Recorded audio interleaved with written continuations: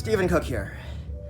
Welcome to this dry cistern near the remote town of Dothan. Welcome to this dry pit in which Joseph, son of Jacob, has been temporarily imprisoned.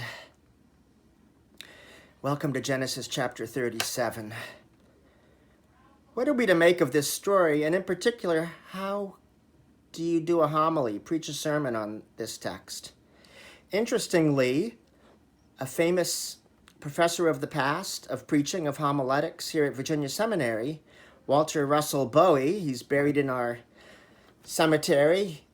His rose garden is famous on this campus. Tried to teach seminary students how to exposit the text in the Old Interpreter's Bible. He suggested two possibilities, both of which I think are diametrically wrong. First, he tried to psychologize the text. Just as Joseph is in this pit, so the soul of humanity is sometimes spiritually and emotionally in a pit. That's pure psychologizing. The text of Genesis 37 never tells us how Joseph is feeling or what his inner psychology is. Walter Russell Bowie also tried to set the chapter in the context of human religious development, human evolutionary ascent. That doesn't work either. It's true, Bowie is right that humankind did begin in the swamp of abysmal nothingness, but this story has nothing to do with that. It's the story of God's holy history with God's people, not the story of a general evolutionary ascent of humankind.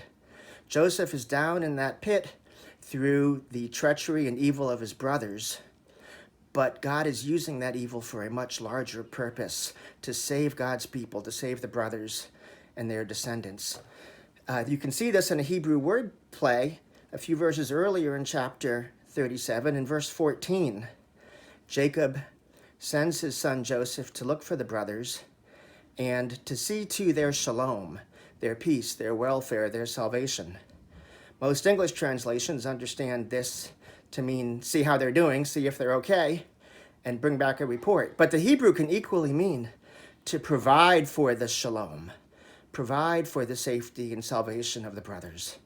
And that's what Joseph does in this story. God uses this awful, sinful act of the brothers to bring Joseph down into Egypt and prepare to get the family through famine in Canaan, get the family strengthened and fed and brought back as a strong people to inhabit the promised land.